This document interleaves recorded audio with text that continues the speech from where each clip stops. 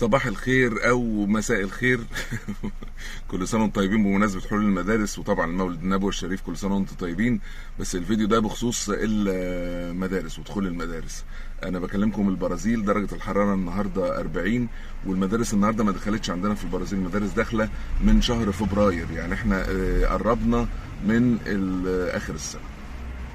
هقول لكم شويه معلومات وهجيب لكم شويه فيديوهات صغيره كده من داخل المدارس وانواعها وطبيعه الدراسه في البرازيل من الحضانه للجامعه. خليكم معانا.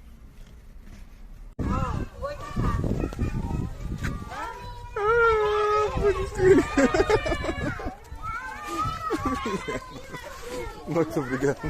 Obrigado.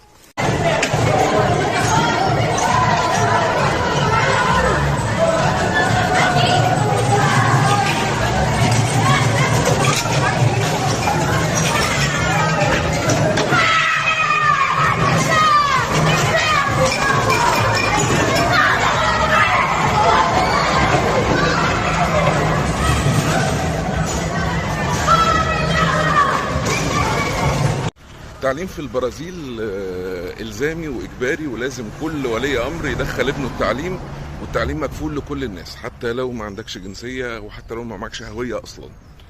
يعني لو جاي هنا ناطط بالباراشوت وما معكش أي ورق ومالكش أي صفة وعندك أولاد، لازم الولاد دول يخشوا التعليم والصحة تحديدا. وعن التعليم الحكومي بيختلف من ولاية لولاية. يعني الولايات الزحمة التعليم الحكومي فيها ما بيبقاش بالقدر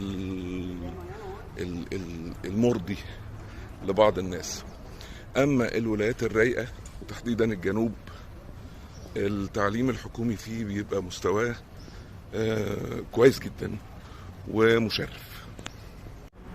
الطلبة بتخش المدارس او الحضانات او ما قبل الحضانة، قبل كتابة يعني قبل ما يكتبوا بالورقة والقلم، من سن 3 سنين، ويبتدوا يتدرجوا لحد لما يخلصوا ثانوي. اعدادي هنا 4 سنين، السنة الاعدادية 4 سنين. وبعد الثانوي في ناس بتعتبر الثانوي شهادة، يعني مش مهم تكمل المرحلة الجامعية، وبيشتغلوا بيها الشغلانات اللي مش محتاجة تخصص. يعني مثلا سكرتير، يشتغل في المبيعات، في العلاقات العامة في بعض الأماكن، في الريسبشن، غيره. هي تعتبر شهادة معتمدة زي البكالوريا عندنا زمان كده. ففي ناس كتير بتكسل، وهي مشكلة البرازيليين ان فيهم ناس كتير كسلة ما بيكملوش.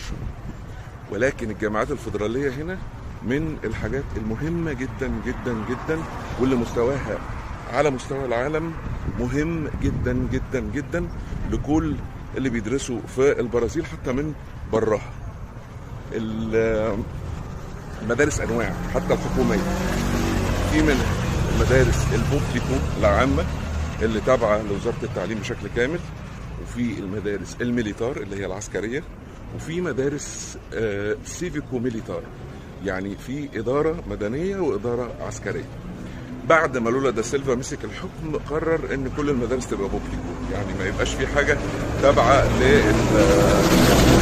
للاداره العسكريه، تبقى كل مدارس عامه. انا ولادي في مدارس سيفيكو ميليتار، يعني اللي هو يعني مدارس مدنيه عسكريه، ولكن حتى الان المدرسه زي ما هي، مش عارفين هيحصل ايه من اول السنه الجديده. بس عموما مستوى المدارس العسكريه والمدنيه العسكريه كويس، خصوصا بالنسبه اللي من اصول عربيه والناس اللي من بيئات محافظه وحاجات كده، لان فيها ضبط وربط شويه عن المدارس المفتوحه اللي ما لهمش سلطه بشكل كامل على الولاد.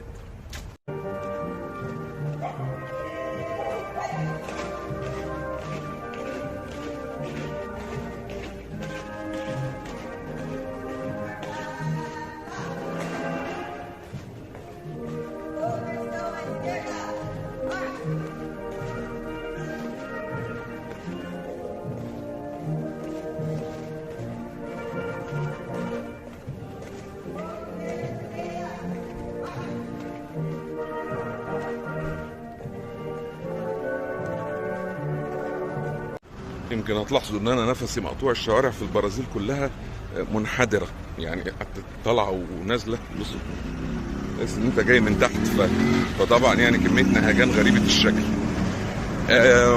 هل في مدارس انترناشونال ومدارس امريكان في البرازيل؟ في طبعا، وتعتبر ارخص من عندنا في مصر وفي الوطن العربي، بس دفع المدارس الخاصه ايا كان نوعها بيكون بالشهر مش بالسنه ولا كل 3 شهور. كل شهر بيبقى في مبلغ بيدفع للمدرسه. المبلغ ده يبتدي من 400 ريال برازيلي اللي هو دلوقتي عامل 76 مصري حاجه كده، لحد 1200 1300 حسب مستوى المدرسه وحسب طبيعه الدراسه اللي بتتم فيها. ولكن المدارس اللي بالشكل ده مدارس مميزه جدا جدا جدا، وفيها سيرفيس يعني جميله جدا جدا جدا.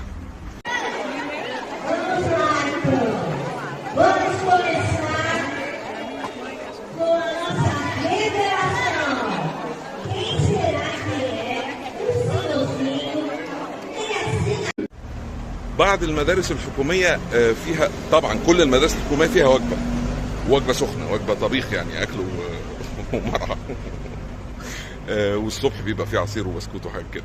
انما في مدارس فيها حمام سباحه حكوميه، في مدارس فيها انشطه تانية، في مدارس فيها سيرفيس تانية، وده بيبقى حسب قوه الولايه واقتصاد الولايه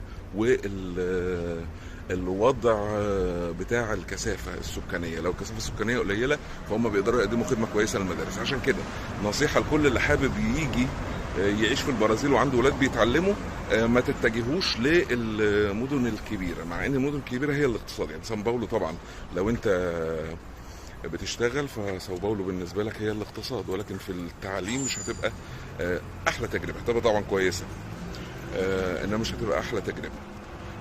انما المدن الصغيره بيبقى فيها تجربه احسن بكتير.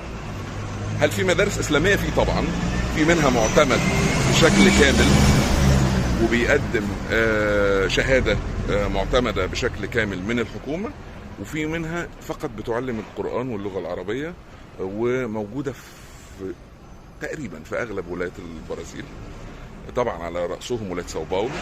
وفي الجنوب هنا عندنا برضو مدارس اسلاميه، ولكن لسه لم تعتمد كمدرسه حكوميه تدي شهاده، ولكن هي بتدي شهاده فقط، او يعني بتعلم الدين فقط لا غير.